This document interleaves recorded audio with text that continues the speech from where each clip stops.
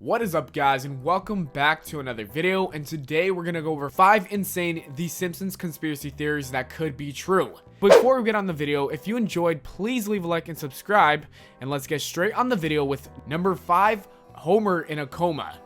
In an episode of The Simpsons in 1993 named So It's Come to This, a Simpsons clip show, we see Homer get crushed by a vending machine, which ultimately puts him in a coma during the episode. But in the end, he eventually gets out and everything is back to normal.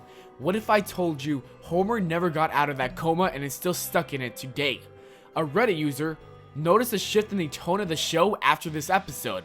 Before the coma episode, the show was revolved around very mundane topics like Bart cheating on an IQ test or Lisa having a crush on her teacher.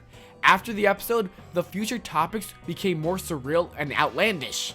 We even have more evidence of this theory from a previous episode where Homer talks to God. The conversation goes like this: God, I gotta ask you something. What's the meaning of life? Then God says, Homer, I can't tell you that. Homer says, come on. God goes, you'll find out when you die. Homer says, I can't wait that long. And God questions him saying, you can't wait 6 months? Yes, guys, this episode aired 6 months before the coma episode. It's pretty weird if you think about it that if this is true, we've been watching a man in a coma for over 2 decades. Number 4, Homer's royalties. Have you guys ever wondered how Homer has such a nice house with an average job? How he is able to do some of the wackiest things with this normal paying salary? Well, a theory from Reddit explains that Homer is getting paid royalties from the B Sharps, which was a Beatles-like group he was involved in. This theory also seems to be pretty legit when you consider the amount of money the other members spend as well. Barney is always at the bar drinking tons of beer, which would mean that he would have a high tab. Apu is shown driving some really nice expensive cars, and I don't think you can buy them when you own a little store. Finally, Principal Skinner lives in a really nice neighborhood. With all this evidence, it only really makes logical sense.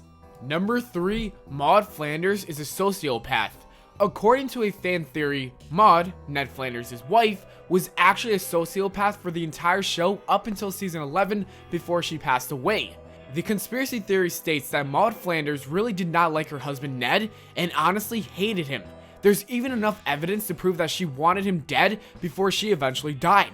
Many times, whether it was a bear attack, imminent comet, or rooftop danger, Maud would leave Ned alone and not even care or worry for him.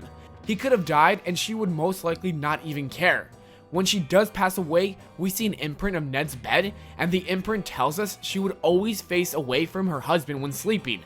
I don't know about you guys, but that seems like she didn't even want to be in the same bed as Ned. The entire family are geniuses. When watching The Simpsons, you would initially believe that Lisa is the only smart person in the family.